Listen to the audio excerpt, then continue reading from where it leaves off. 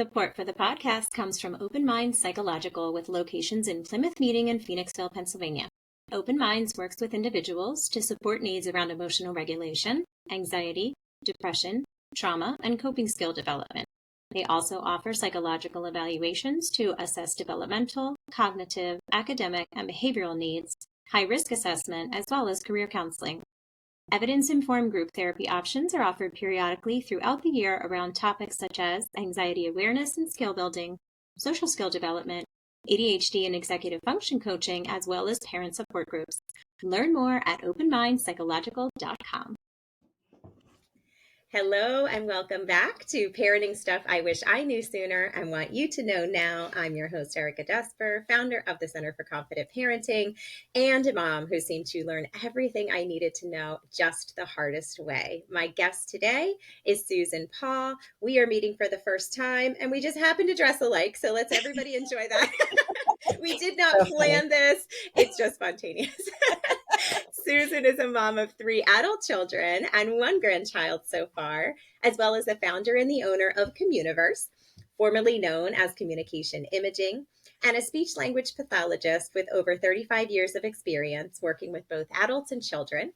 Susan has devoted herself to helping families affected by a variety of communication difficulties in her private group therapy practice. She's most passionate about working with the neurodiverse population, which she believes we are all part of. Susan, thank you for joining me, and thanks for having me, Erica. Appreciate it. Oh, did we get? Are you frozen? There we go. Oh, there we go. Are you back? Okay, I'm back. There you go. Oh, the anticipation. You're back.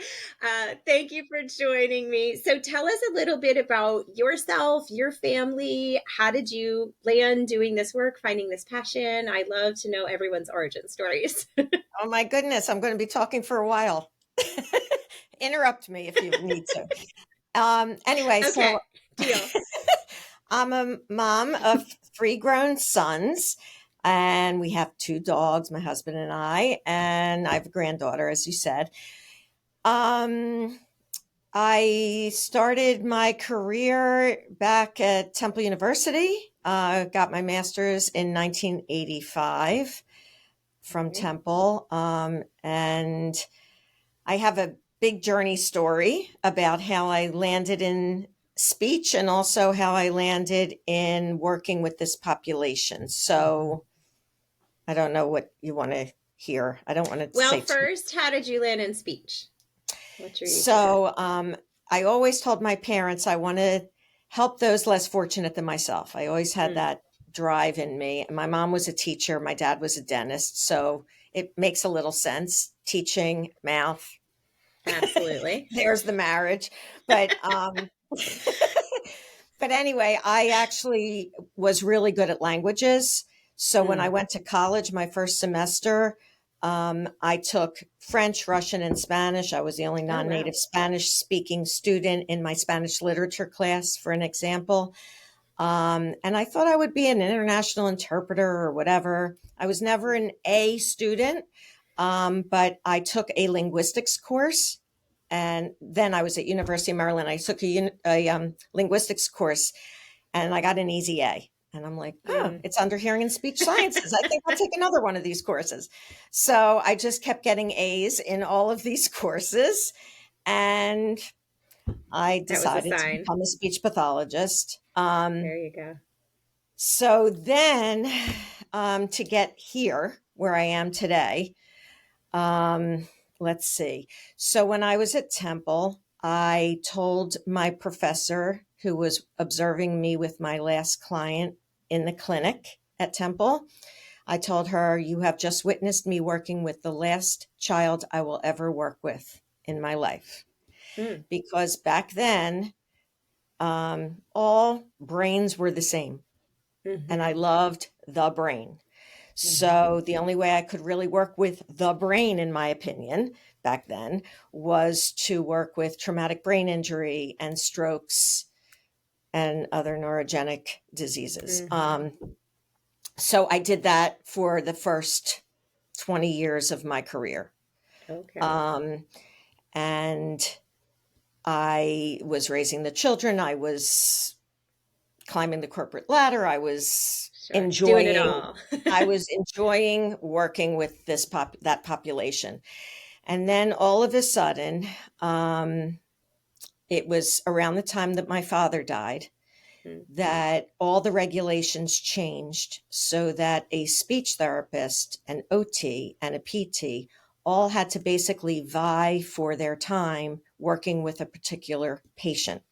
And back then, I was a perfectionist. My clients have certainly taught me so much about myself to the point where perfectionism is out the door, thankfully. I am a recovering perfectionist as well. Still in recovery, but a work in progress. I was just going to say in most cases. So anyway, all the regulations changed and I felt that there was no meaning in my career anymore. I couldn't do what I needed to do for my patients.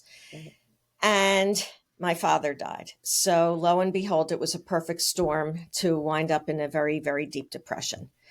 So it was very hard for me to work and pay attention, anything. So I went to a psychologist. And of course, how do you feel? How did you feel? And I bet you can guess the 4 emotions that I was able to express, even though I was pretty good at languages, you know. Right. I could only talk about happy, sad, angry, and scared. Yeah. And it was around that time while I'm going to the psychologist that I was exploring other avenues for my career. So I went to an early child education center. And I noticed there were children there that couldn't talk, that had meltdowns, all of these things that I hadn't seen before because of where I was in my career. So one day there was a little boy having a complete meltdown in the book corner. And I swear it was my father or something, but I went over to him. I didn't say a word to him. I didn't look at him. I gave him deep pressure.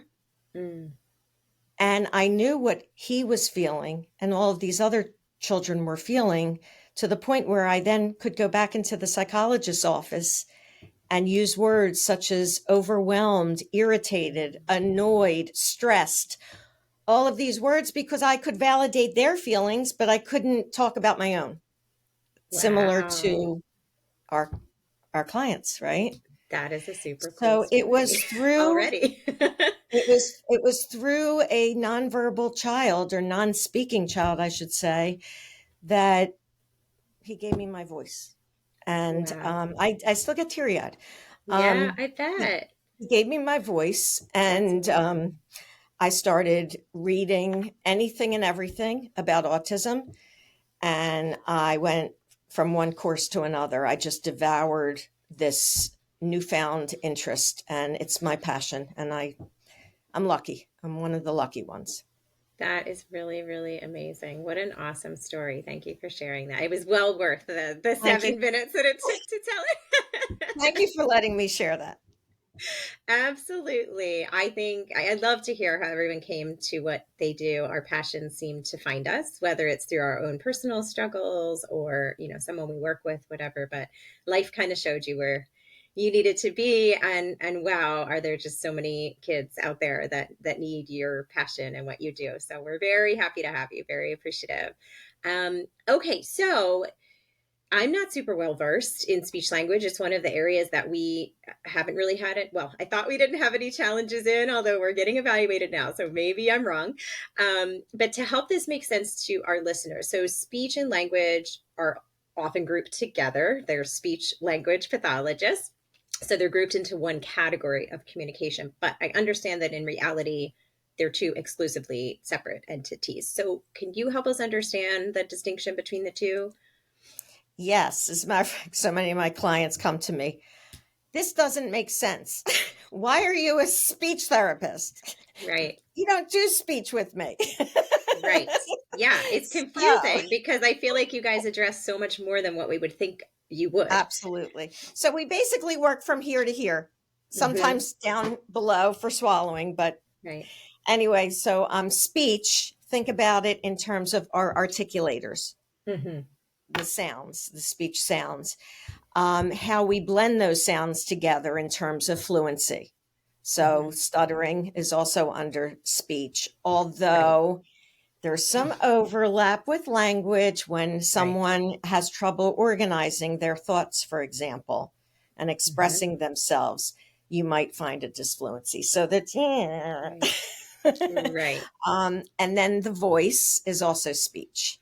Okay. So that volume, anything having to do So with speech what. is more the mechanics of the sounds that we make and the Correct. fluency of the sounds. Okay. Thank you for putting that in such a succinct way. I'm like this Sure. speech therapist. And then language is basically the form of language, the content of language, and the use of language. So the form being the syntax, the grammar, how we put words together in a cohesive way to make our point. Content, which is the vocabulary or the semantics, so each individual word. And then the use, which is my big love, is how we use language, how we use the words, how we use our body. It's not just verbal. I mean, it's not just verbal. It's also all the nonverbal is how we use language. And it's so very difficult to navigate for our kids. And I say, I don't know if you heard me hesitate for kids. We work here at Communiverse across the lifespan. Okay. Good So, to know. So anyway, I forget. Oh, it's so hard for them to navigate because everything is situational. Right. It like doesn't make sense to do this in this situation, but it makes sense in that situation. Well, why is that? And it's just so complicated. And is that where, so another word I hear a lot, I didn't prep you for this, is pragmatics, which is like the social aspect of language. So that falls on the language side as well. That is the use. Pragmatics is language use, the use of language, and social communication. They're intertwined. Okay. I feel like speech language has its own language, as do all of the areas of development and learning and treatment. So it's good to define those words. Okay. So can we then outline the most common speech language challenges kids are experiencing, and whether we want to do this separate or together, how might a parent know that there's an issue in that area that needs to be explored? Because I think a lot of times we just go like, well, it's probably they're just growing, they'll grow out of it, or, they're learning, whatever. So what's like typical versus maybe red flag? Yeah. So I'm not going to go into like stages and all of that. Sure. Thankfully, our parents have access to Google. Yeah. They can look at all of the. However, I want to highlight some of the speech issues that are something to look into, and the language. So let's talk about language first, just in terms of understand receptive. There's also receptive and expressive language. Okay. Yes. So if a child's not responding to their name, you also have to think about receptive hearing. Is what we can understand, and expressive is what we can give back out. You got it. Thank you again for clarifying. I really appreciate it. That's why I do what I do. Yes. So, again, you want to make sure they're following directions at age appropriate, of course, not 3-step directions at, 9 months old, but there's a hierarchy and there's a whole level and all that stuff. So it's receptive as well as expressive.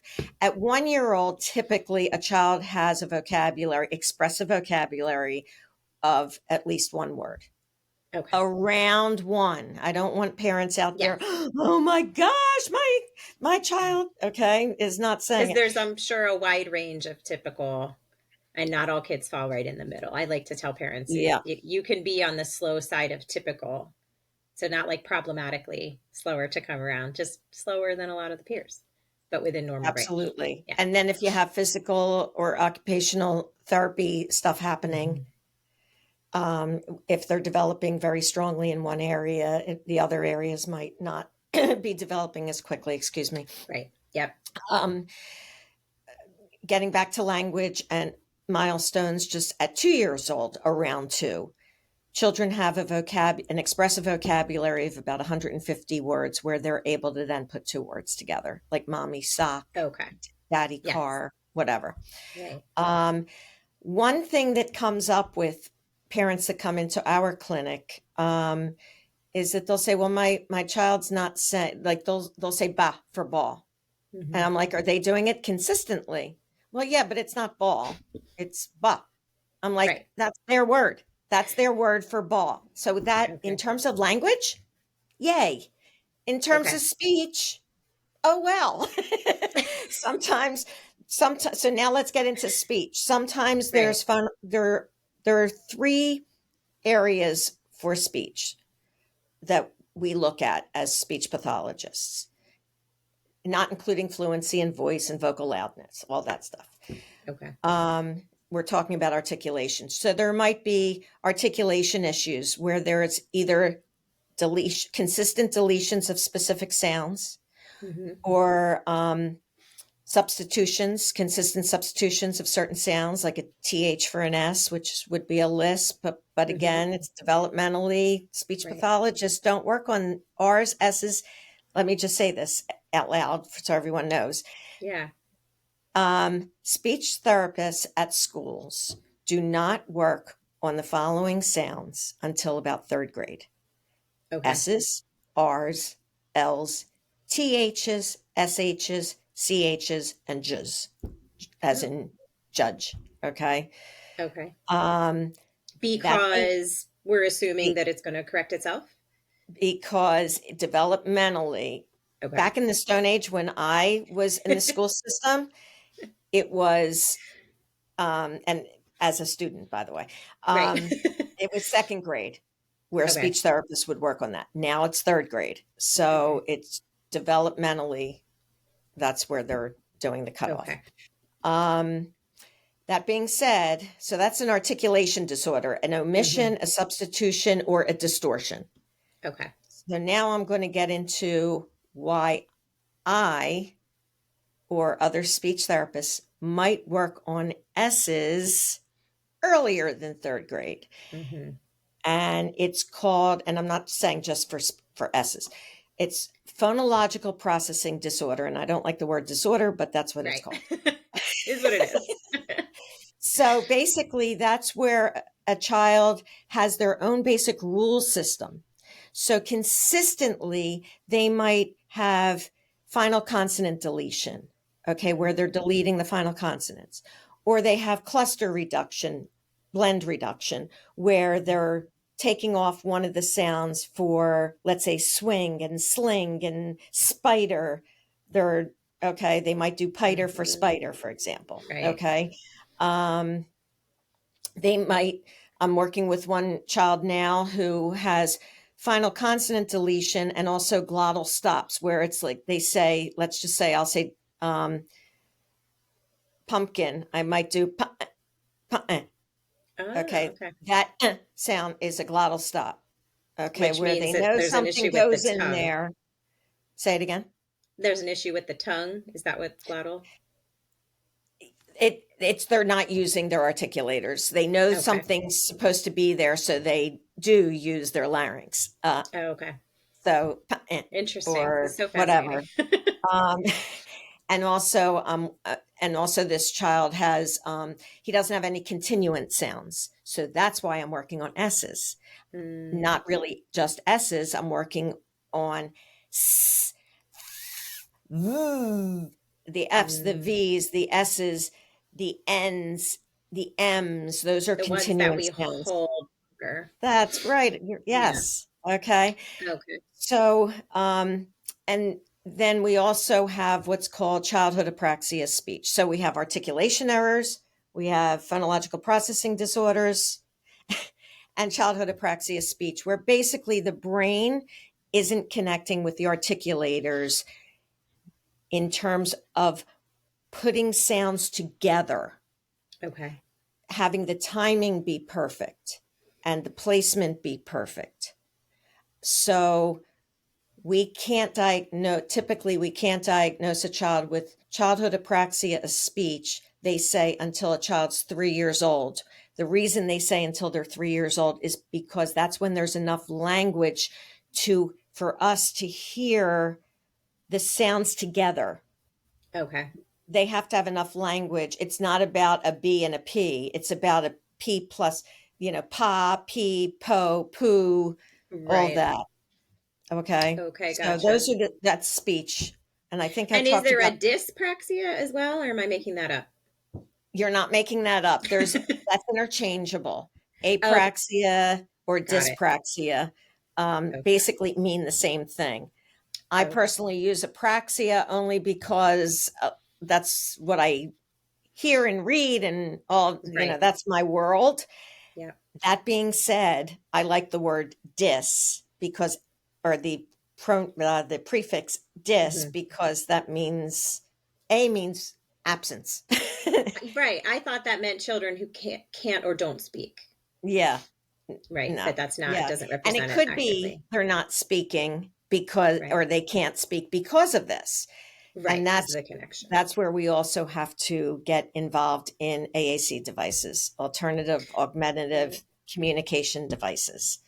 So Right. we Because also, as speech pathology communicating program, thoughts is different than speaking the thoughts. So a lot of you can be nonverbal and still communicate, absolutely, which I absolutely don't think we through, realized in the past, yeah, and sign which is language, unfortunate.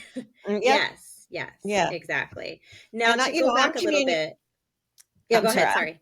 I'm also communicating when I, do little things like this. Right, exactly. And Body language, facial yeah, expressions. Sure.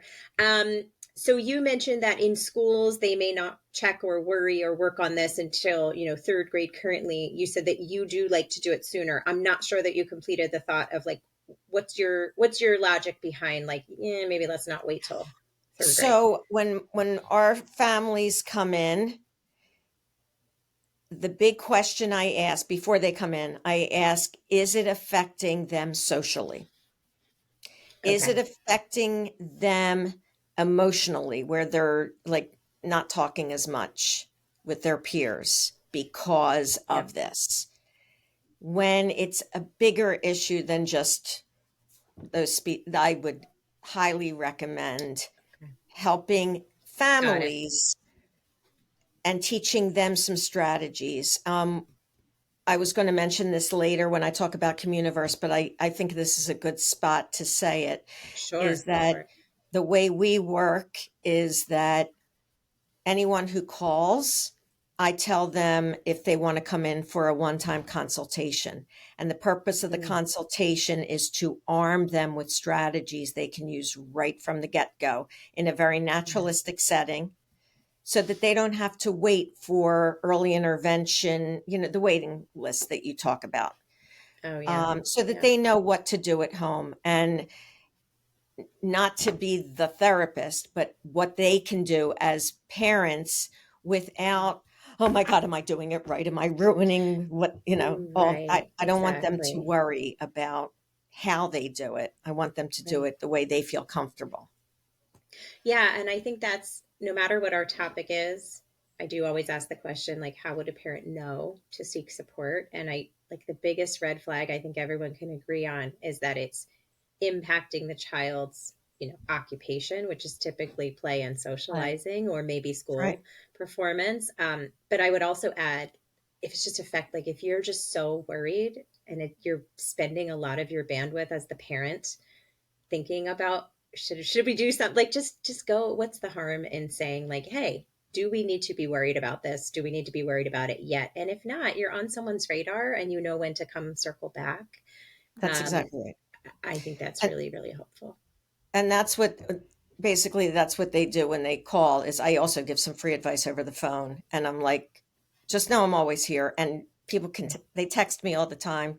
It's no problem. Yeah. Um, One thing I also should mention, getting back to fluency, is Mm. that parents are so worried about this. I get a lot of phone calls, and between the ages of 2 and 6, there's something called normal disfluency. Mm. And I explain the hierarchy of severity to the parents on the phone. And so if a child, and I'm going to do it, if a child is repeating like that, Right. normal disfluency. Right. Which we would usually, I think we lay people would call stuttering, right? Like, oh, he's becoming a stutterer. Right. And there are 6 things I believe that I tell them that they can do. So they don't even come in, that they can do at home to make it a little more fluent. And just know that it's not that it's normal disfluency, because a child's capacities are less than some demands that are placed on them. For example, parents asking questions. Right. That's a big one. And they're Another maybe, one is I always say, like, their brain is going faster than what they used to. Is that it? Like, everything's just happening so fast, they maybe can't. Absolutely. And that's another reason why I wanted to get into speech, is because there was a person in my 3rd grade class who was a severe stutterer. My brother stuttered. Okay. So yeah, I mean, it's really a little painful as the person hearing it. Like, you want to rescue and you want to move the thought along. And I know I have a close friend, they went through that normal disfluency and they were all worried it was going to turn into a stuttering problem. They did sort of wait and see, and it did correct itself. I was fairly certain. I was like, this seems I'm pretty sure this is going to be a thing, but it got worked out. So we don't always need to worry. But if you are worried, I would say reach out. This is a surprise question I didn't prep you for, but I'm thinking of it as we're talking. How would we know? And I guess as a parent, we would need a professional like yourself, but how do we know if it's more of like an auditory issue that's causing the speech language problems versus an articulation issue or whatever else it might be? Like, does it sometimes turn out to not need you? Great question. Thank you for asking that. So, I tell parents, and as speech pathologists, we could lose our license, quite frankly, if we don't say this. So I'm glad you brought that up. Good. I did not know that. I tell parents, go get checked by an audiologist. And I don't mean just the screenings. You want to rule out any kind of difficulty in terms of perception, hearing perception. But, and I don't like using the word but, and a child cannot be diagnosed with auditory processing difficulty by an audiologist until around the age of 7. Okay. So if they're concerned about processing, a speech pathologist can certainly start working on that and giving strategies. Okay. Working as though a child has processing difficulties. Right. And then we could confirm but it can't be diagnosed. It has to be diagnosed by an audiologist, and it can't be diagnosed by an audiologist until about 6, 7, 8 years old. Okay. That makes sense. All right. Excellent. I think we did the common concerns and how a parent might spot them. Anything else you want to say? And just not talking, not babbling. Yes. I think parents know. Mm-hmm. They know. Yep. And, earlier we said not to worry. They're allowed to worry, can have your feelings. I learned that by the psychologist. Yes. They can worry. And we are here to alleviate their fears. Right. Exactly. So why worry? Just find out. Okay. So let's shift a little bit. We were focused on sort of problems and catching them, noticing them. But let's say we have like a young baby, a young child. There's no concerns, but a parent is just, on top of their game. And they're like, what can I do to just foster healthy, normal, typical, speech language development? Can you walk us through a few strategies that parents can use just to make sure it all goes the way it's supposed to? And I appreciate you gave me this question prior to this, because I have things written down just to ensure that I get to it all, because I want to help as many parents as possible. Use your papers, use your notes. We are not above that here. Anyway, first thing, reinforce all attempts at communication. Eye gaze, anything, and talk to your child. Obviously, we use motherese very naturally with the high pitched voice, blah, blah, blah. Yeah. But lots of smiling, lots of talking, not many questions. I'm talking about the range of children. Okay. Right. Sort of just narrating your day more than asking a lot of questions. Yeah. Mm-hmm. Do a lot of narration. Oh, you notice what a child is looking at. So this is called owls. This is, I believe, from Hannon. Observe, wait, listen, say. Okay. Okay. So observe your child, what they're interested in. I know for my son, my middle son, he would look up at the sky and he would point and he would say, Appa.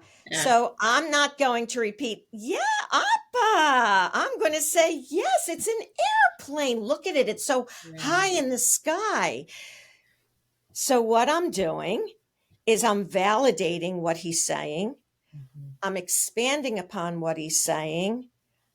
Getting into his world. So observe, wait, listen, say. And I don't mean listen just with your ears. Listen with your eyes. Notice what they are doing. Anything that we expect from our children, we should be modeling. If we want our children to wait, we need to learn how to wait. Big one for me. That was a huge learning curve. Still is. Back to the work in progress. We all are. Flexibility. You want your child to be flexible? Give them small victories. If you want your child to listen, listen to them. If a child, and the other thing I did with that airplane thing is I don't know if I said it, expanding. Did I say that? Right. Adding to what? Right. Yes. And then the other thing is the last thing a child should hear is the correct model. So let's just say we're working on speech, not language. And a child says, for open the door. Okay. They want the door to open, right? So they'll say, oh, okay. You want me to, I pause. They look at me. Open the door.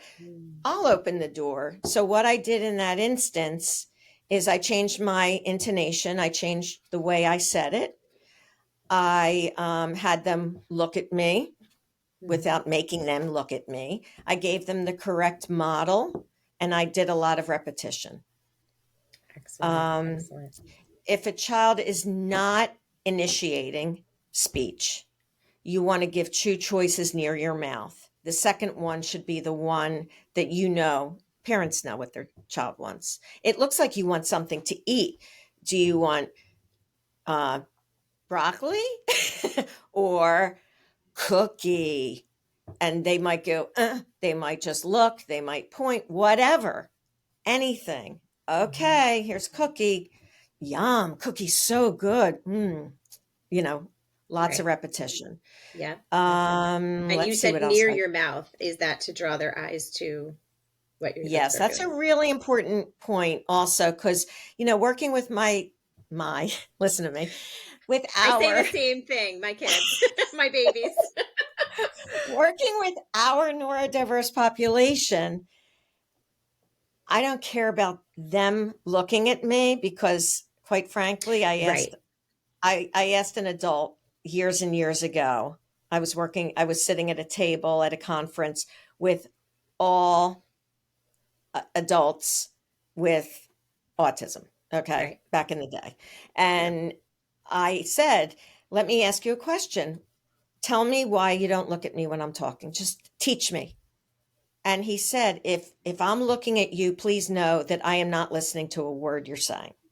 So that's separate from what I'm about to say. And that is that a child with, let's say, childhood apraxia speech, who might have a diagnosis and often does have a diagnosis of autism. Well, I shouldn't say often. Sometimes has a diagnosis of autism. They're not looking, and they have to. They have to if they want to learn how to. So it's up to us to engage that whole process. That's a whole another topic. Excellent. Well, that gives parents, I love the owls. Just to repeat that again, Yeah, OWLS. observe, Observe. wait, listen with your eyes and ears, And and say. then say. So the modeling, that's excellent. I like Yep. good takeaway. That's your big takeaway from today, owls. There you go. Okay. So social communication and emotional regulation are related areas that can be very challenging for kids. And let's be honest, not just kids.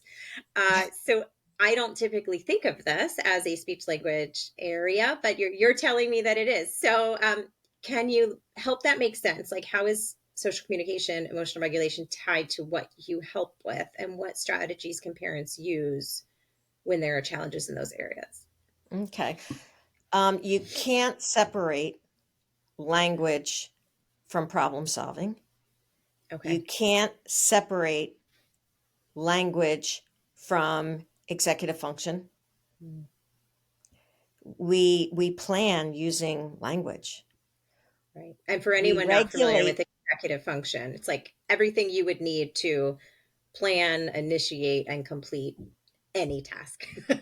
Correct, which Right. includes a social interaction. You have to Okay. be able to understand what the other person's saying, plan ahead on, oh, there's that topic.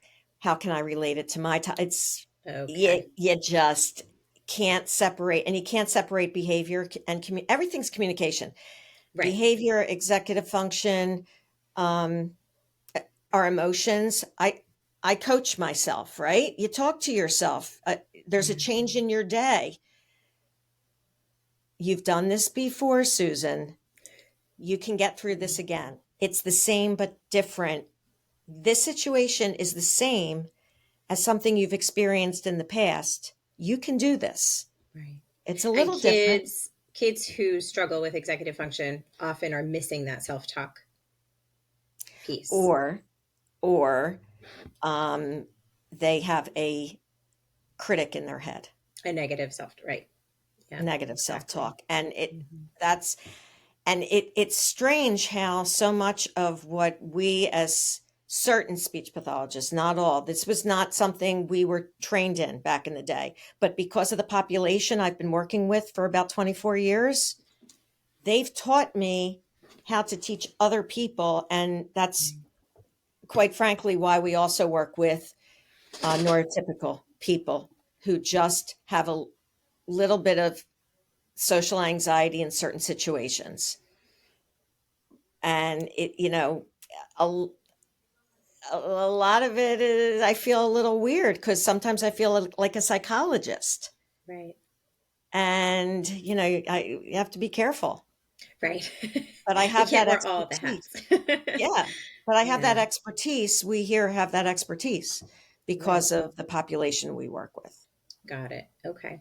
So we touched on this before, but I just want to give you a chance to reiterate one more time because I think it's so important. So if a parent is concerned about their child's abilities in any of the areas that we've talked about so far, but they are being told, maybe it's a pediatrician, don't worry, let's wait and see, we'll come back to it, or maybe it's the school, well, we don't check for that yet, it's too soon, but they're still spending energy and time worrying about it. What would you say to that parent? I would, well, of course, I'm going to say, let's talk on the Come phone see me, right? or come see me. Let me give you some strategies. Right. That's basically why this idea was formed, because I wanted to Yes. help as many families as possible, and I saw the Right. wait lists. Yes. Some pediatricians are accurate. Don't worry about it. Wait. And I just know, I've seen it. Some are not. Yeah. Yeah. Parents know. Yeah. Parents know more than anyone. Yep. We need to listen as clinicians. We need to listen as physicians. Listen Yeah. to parents. They know this is their kid. They want the best. They're with them 24/7 in every situation. Yep. And it doesn't hurt to make sure. And it's good for parents to know there are ways to still explore that, I mean, you may have to go a private route, but you can go do that. If you can do that, go do that. It doesn't have to be through the school or through the pediatrician. That's obviously the easiest and sometimes covered by insurance and things like that. But there are avenues where we can say, I want another opinion, and I want an opinion from someone who's really, really well versed. I mean, we can hear this is very intricate, and interwoven, and lots of other words we could throw out there. So it's not possible for someone like a pediatrician who maybe got 1 hour of training and communication to give you a really solid answer a lot of the time. That's true. Yeah. All right, let's shift one more time. Take off your SLP hat.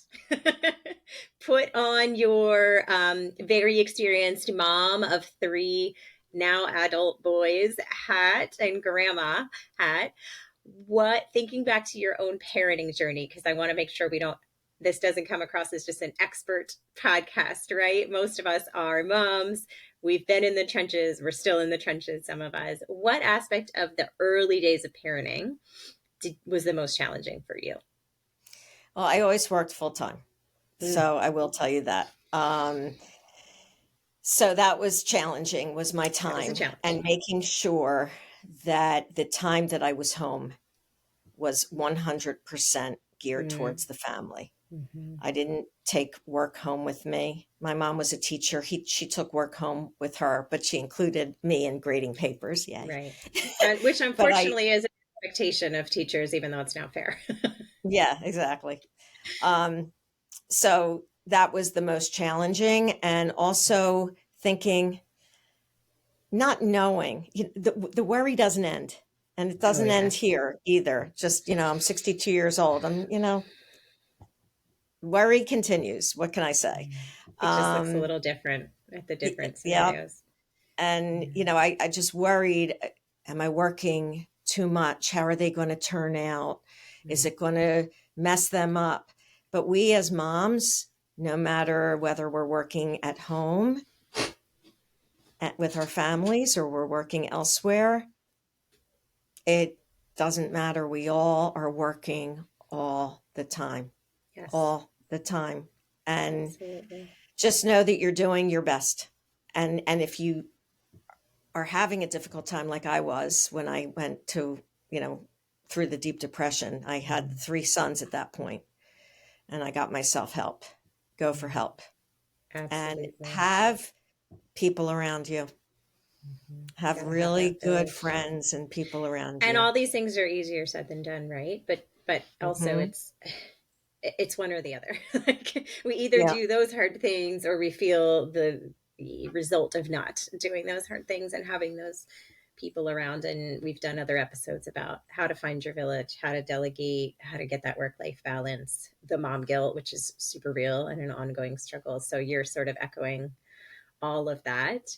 On a more positive note, what have you loved most about your parenting? And feel free to answer this either like in the moment back then or now looking back, now that they're all grown. What have you loved the most? The best thing right now is I'm resting on my laurels. I feel like I'm resting on my laurels. Yes, I still worry, but seeing them and watching the 3 of them be a real unit and finding the partners that they're with truly is just the thing I am most grateful for in this world. Yeah. And watching them, even as they were growing up, watching them demonstrate the values that we instilled upon them.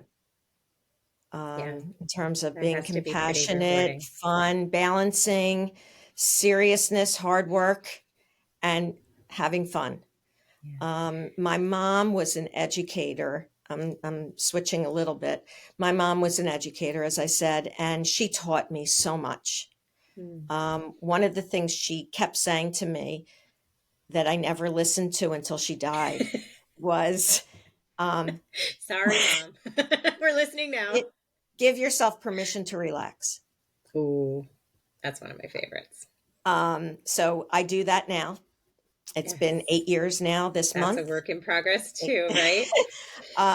One of the things she taught me as the kids, as she was observing me raising the children, she's like, why are you saying I need you to? I need you to da da da. I need you to. She's like, have them take ownership. Why are you saying I need you to? Right. It's time to. It's time to. Which brings me to a few points that I teach parents from the first Please. session. The first session I teach them is whether they want to hear it or not, because we all have behaviors, right? So, catch the positives, specific verbal praise to your kids. And I'll tell you a little story. I know we're possibly running out of time, but I have to tell that story and remind me. But specific verbal praise, try to ignore negatives when you can. And I never say but, also reflect back. Reflect back your own emotions and theirs. I'm feeling overwhelmed right now, and I think I need some space. So you're modeling, right? How to problem solve your need and your emotion. It looks like you're not ready to go out yet. Okay. So you're reflecting back, you're validating. So now that's the next thing I teach is boundaries. Know your definites. It looks like you're not ready to go yet. And we have an appointment at such and such a time. Right. You can either blank or blank. Two limited choices. I love that trick. We okay. do that when we need to use the potty and we don't want to. That's right. Another thing I do is validate and say and, not but. Because when you say but, all the other words go out. Away. Yep. Yeah. Okay. So you look really upset with me, and I get it. This is really hard. Okay. So anyway, enough Which of has that. a totally different vibe from you look really upset with me, but I don't deserve it. or I don't get it. Yeah. And also know what's your problem versus your child's problem. Can you give us an example of that? Well, like you're in a rush because you have a million things to do. This is I'm talking from past experience because I was always got to not enough time, right? Right. So just know, oh, that's your problem, Susan. That's not their problem. Right. Okay. So which is particularly hard when you have a slow processor, which I do. Like I'm like, dude, why are you not ready to walk out the door yet? We don't have time to be doing this. But that's really how I've built the schedule for the day, right? Yeah. But again, some of our neurodiverse clients are time blind. Oh, absolutely. Okay. We're used a major problem with that. And we're used to the digital clock. We need to use visual with an analog clock. They don't understand the passage of time. Yep. We actually had, it'll be out by the time this podcast is out, but Rebecca Robbins, she's an SLP, and she demonstrates how to use the face of an analog clock to help your child understand the passage of time, which I thought was super, super helpful, especially since I'm a visual person. Let me get back to that story. And then give us the story. Yep. Okay. So one day I was working at a school when I was exploring and developing possibly the business. Anyway, so I went to a school for severely emotionally disturbed kids, and I had a really difficult day, and I was in a really, really bad mood. And on the way home, I'm driving and I'm thinking of all the things I had to do when I got home, and I could visualize and see myself yelling. I could hear myself, right. As one does when they have a bad day. And I knew, thankfully, I had time to decompress in the car and problem solve, right? So I'm driving. Okay, you're in a really bad mood, and when you get home, anything that comes out of your mouth will either be neutral or positive. And I did it, and in doing that, what came back to me was all positive. Mm. I had one of the Because we best nights. mirror, right?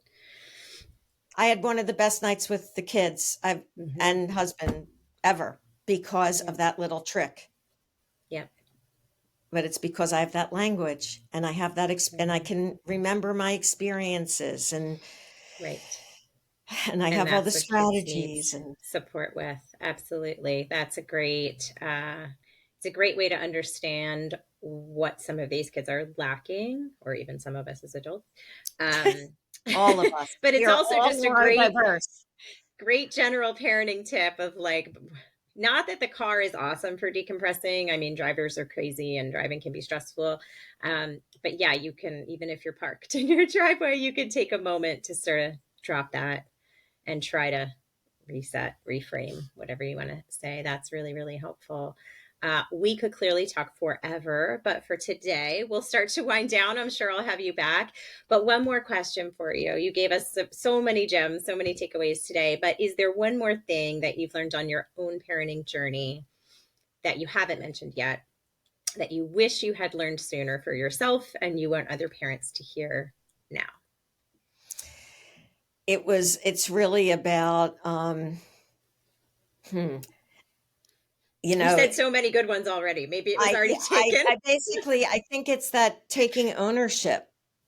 Yeah. It's about what is my problem. And it's also, it's about, I mean, it's what we try to teach our own kids, and that is understanding their needs, right? We want them to understand their needs so that they can then say, give me a moment, I'm thinking.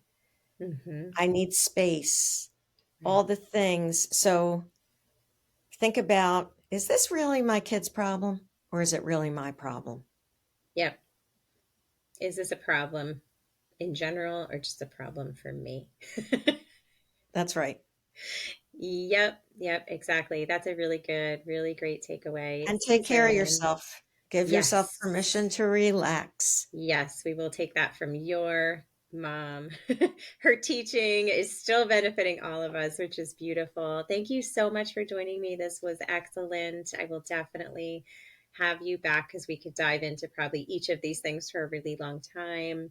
Listeners and Erica, watchers, thank you. Yes, sorry, go Erica, ahead. just thank you very much for not just Yeah. having me, but for all you do for the general population. This is Thank you. Thank you for extraordinarily being helpful. part of the mission to get this information and resources and support to families just as soon as possible. We don't want anyone to suffer or suffer longer than they have to or worry longer than they have to. So we'll be back soon with more stuff that I wish I knew sooner and our experts and other parents wish they knew sooner. In the meantime, I'll leave you with my list of stuff, my updated list of stuff I've learned the hardest way. It actually fits very well with what you were sharing with us today. Number one, your to-do list will always be there, so put yourself on it. Two, you cannot pour from an empty cup, so schedule ways to refill yours every day. That is, grandma's advice to give yourself permission to relax. I say give yourself permission to put yourself on the list. And finally, there is no way to be a perfect parent, and there are countless ways to be a really good one. Thank you, everybody, and we will be back soon. That's fantastic.